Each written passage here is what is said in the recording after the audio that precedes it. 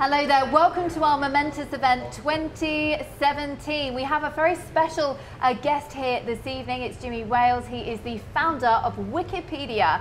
And tonight we're here to talk about something very special indeed. It's your new venture, isn't it? It's the People's Operator. And actually something very exciting happened even today. Yeah, TPO, we've been going for a little while, and today we just announced we just raised some more money. We raised over £1.5 million at 8p. We recently raised money at 5p, so this was a nice uplift. And the markets so far in the afternoon reacted very well to that. Okay, and can you just tell us the ethos, what exactly is this company? Because we all know Wikipedia very well. Yeah, so the premise of the People's Operator as a company, we're a mobile virtual network operator, so we partner with existing mobile carriers. So for example, in the US we're with T-Mobile and Sprint, and here we're with 3 and EE. And we sell phone service. So from the consumer point of view, we're just, we're a phone company, but the difference for us is that 10% of your bill goes to the cause of your choice, and 25% of the company's profits go to charity. And so what we say to you is, hey look, we are not going to buy Super Bowl ads, and we're not going to spend all this money on marketing and so forth. We're going to give that money to a cause that you care about. And what we ask in return of you is tell your friends, tell your family, talk about us, sign up more customers for us. And that kind of viral growth works really, really well through the internet. So that's the commercial premise of the company. Okay, sure. And when are you hoping to be profitable with this? We're aiming for profitability sometime in 2018. It's a fast-moving, fast-growing market. We can't be 100% sure, but all the signs of growth are looking really good, particularly in the US, where our margins are quite good. And we've just recently have been negotiating new commercial terms, so our margins are even better, so that's exciting news. So it's all looking good. And you mentioned the value of the company, the share price itself. Can you tell us a bit more, because it was embattled recently, wasn't it, and now it's improved?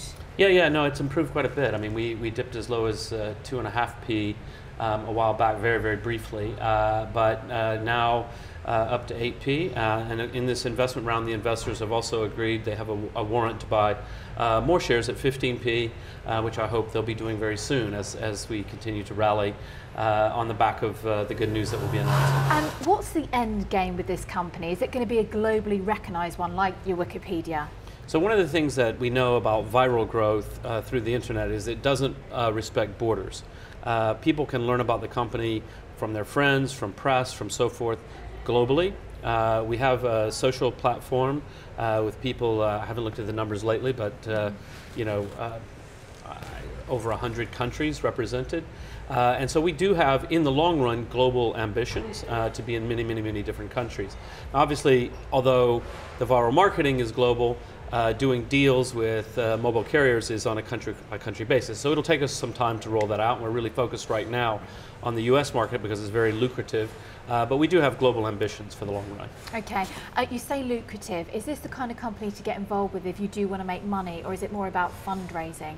No, this is definitely a fully commercial and fully philanthropic in equal measure. The way we look at this is that the philanthropic aspect of the company is not in lieu of making money, it is our path to making money.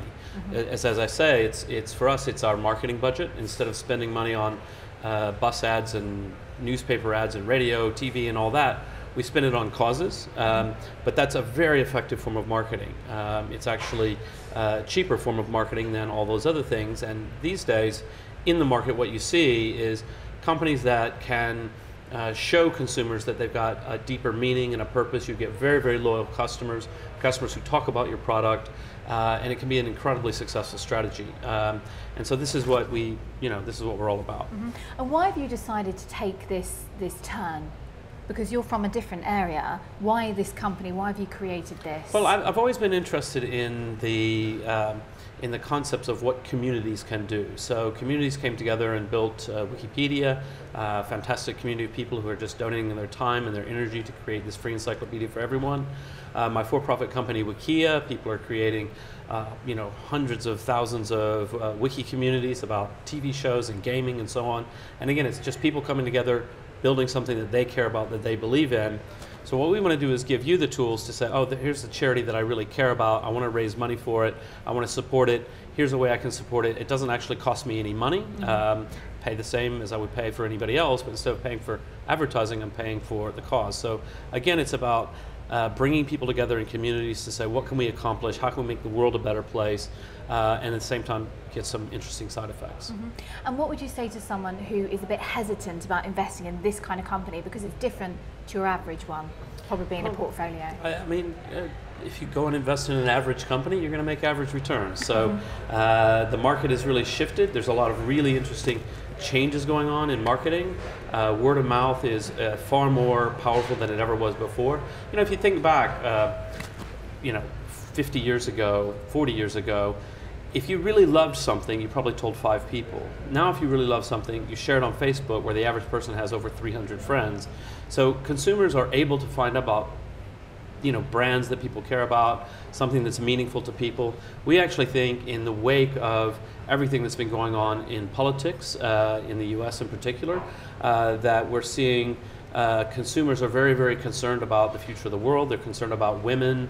I'm not trying to be political or anything, but frankly, people are looking for ways that they can help, looking for ways to say, how can I support the causes that I care about? It's become more important than ever. And Jimmy, let's just open this up. Is there anybody in the audience that wants to ask something that I've not referred to yet? Yeah? I just want to ask you, how prepared are you for a potentially a sudden surge in demand, given the marketing efforts that you're making? Right. So I'll repeat part of your question. So the question is, how prepared are we for a sudden surge in demand when you're doing different kinds of campaigns? Some of them go well, some of them go spectacularly, and sometimes something goes truly viral and gets super exciting and can really explode very quickly. We are very prepared for that. So our platform is built in a very scalable way, but it's really not so much about our platform. What it's really about is we're partnered with T-Mobile, Sprint, EE, 3. These are huge companies. They're prepared to handle much larger volumes than what we do. They're already very, very big. We are piggybacking on their networks, and so there's no problem handling call volume, et cetera, et cetera. A lot of our costs that are very much linear in subscribers. So if you get 10 times the number of subscribers, you need more customer service people, but we've got scalable systems in place to handle that. So we feel confident that we can scale. Anyone else? I'll just ask, do you have any competition out there? Is anyone else doing the same sort of model? Competition then? So, competition. There's not a lot. I mean, what's interesting about this model is that it is a new model. One of the things that when we were originally thinking about the business and looking at it and thinking about our marketing strategy and so on, we looked at some companies that aren't competitive but who have a similar type of model. So for example, there's Tom's Shoes, which is a shoe brand where when you buy a pair of shoes, they donate a pair in the developing world. And they grew very, very quickly with a very minimal marketing spend. Because again, consumers bought the shoes, they knew the story. The friends say, oh, what are those shoes? They say, oh, let me tell you these shoes. Every time you buy a pair, it's a story to tell, and that's really powerful. So what we want to do is create those kinds of stories for people to tell. There is one phone company in the US that gives only really to left-wing progressive causes, and the last I checked, they're only on the Sprint network, whereas we're on both CDMA and GSM, so we can handle both sides of it. And we don't restrict people to what kind of causes. So we're not specifically a pro-left wing thing. You could choose any registered charity. We support that. So we want to get into supporting local schools, churches, hospitals, whatever it might be that people want to support. And so they're a competitor in one sense, but also they don't even give 10%. They give a much smaller percentage. So. Okay, has anybody else got anything for Jimmy? Right. Yeah, over in the back. Yeah, you mentioned that part of your premise is that you don't pay for advertising. But have you thought, and sorry if you've already done this, but have you thought about partnering with charities to do the advertising for you, or to have a logo or something on their website to say that this is a way of doing mobile phone networks or something like that? Yeah, right. So. Just to clarify a little bit, it's not that we don't do any advertising. It's that we think our advertising spend can be a lot lower, our cost of acquisition a lot lower. Obviously, we have to spend some money to get our name out there, and obviously PR is a huge part of that, but we're not completely averse to spending on advertising. It's just not the fundamental, because we think there's cheaper ways to get to the consumers. And yeah, one of the great ways is to partner with the causes. So we have in the UK, we've got quite a large number of partnerships. We're forging partnerships in the US, and basically the idea is. And what's actually interesting about our platform, which we're investing more in, is we want it to be a very low-cost thing for both the cause and for us to come onto our platform, sign up, and do the marketing themselves. Because what we find is that although the largest charities that we support are the big and famous ones, so Cancer Research UK, for example, in the UK, that's obvious. People know that one, and they pick a charity. They're like, oh, I know that's a good one. But the largest in terms of per capita, in terms of the people they service, are actually the small ones. So we have some quite small charities where they've signed up more people than you would ever imagine, simply because word spreads in those tight little communities. It'd be very expensive to go out and forge all those partnerships with small charities. So this is why the digital platform is so important, to allow them to come in and go, oh, here's a way we can raise money. We'll sign up and we can market and get extra money for our school or whatever it might be. Okay. Yeah, sir? Yeah, Verizon have just announced their plans for unlimited data, and obviously it's the biggest of four networks. Are there any plans to extend beyond T-Mobile and Sprint to maybe Verizon and AT&T? Yeah, we're happy to talk to all of them. No immediate plans, nothing to announce, but our belief is, in the MVNO market, it's very important to have as many options as possible on the back end, because for one thing, you can get better data rates if they know that you could take your wholesale business elsewhere. And then, for us, one of the things that has been really good about the business is that as we get bigger, we're able to negotiate better and better rates. In our early days, it was very difficult. You go in with a couple thousand customers, and they're not going to give you much of a deal.